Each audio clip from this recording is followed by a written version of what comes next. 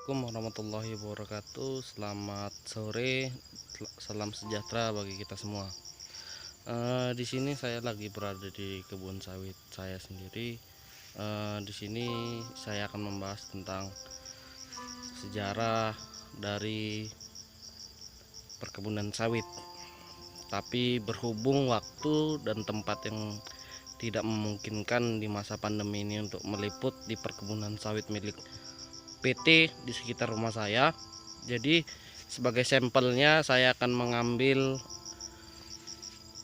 sampel di kebun sawit dari orang tua saya, yang mana saya yang handle semuanya.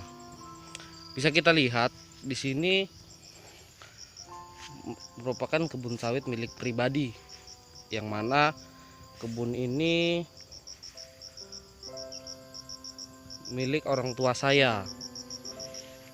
Kebun ini sudah ada sekitar 4 tahun masa tanam, dimulai dari replanting atau penumbangan, kemudian pemugaran tanah kembali, kemudian juga penanaman hingga masa panen.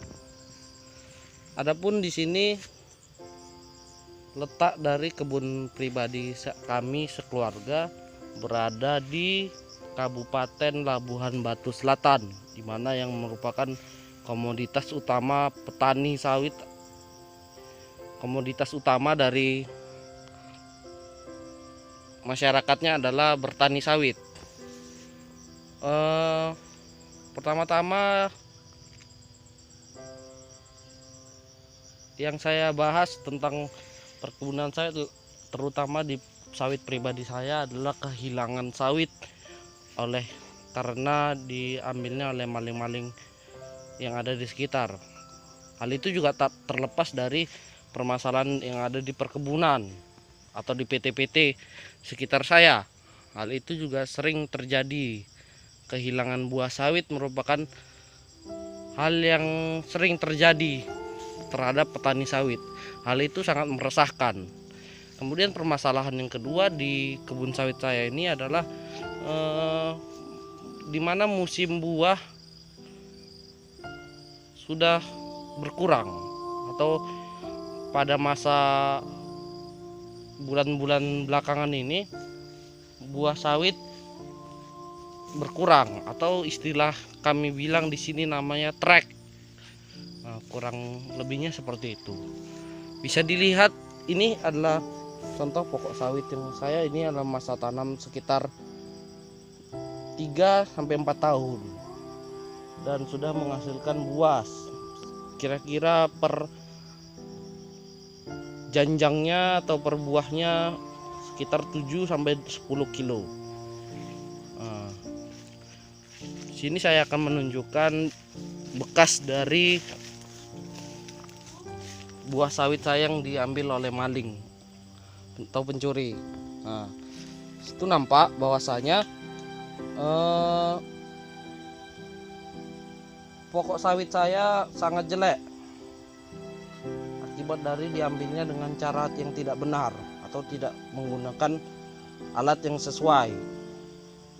Ini bisa saya lihat bahwasanya ini menggunakan parang atau golok, mana dari permukaan ininya tidak rapi.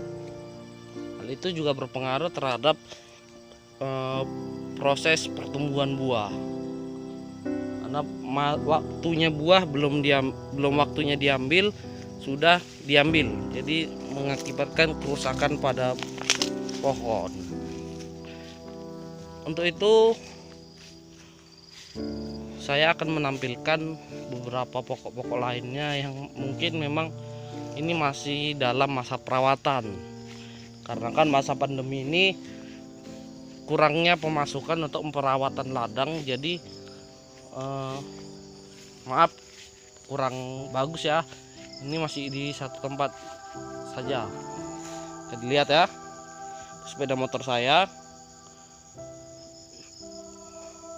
naik sepeda motor itu pokok-pokok sawit, di mana itu masih ada pokok-pokok besarnya. karena tidak seperti PT yang mana begitu habis masa tanamnya langsung ditumbang. Kami tidak, kami melakukan penyisipan atau penanaman di sekitar pokok sawit. Ketika pokok sawitnya sudah besar, barulah dimatikan pokok-pokok yang sudah besar. Pokok yang masih tumbuh itulah menjadi regenerasi baru. Ini dia. Untuk itu mungkin sekian dari saya tentang sawit perkebunan milik pribadi atau keluarga kami. Saya Rahmadi Wikan dari Reguler C Pendidikan Sejarah 2017 mengucapkan Assalamualaikum warahmatullahi wabarakatuh.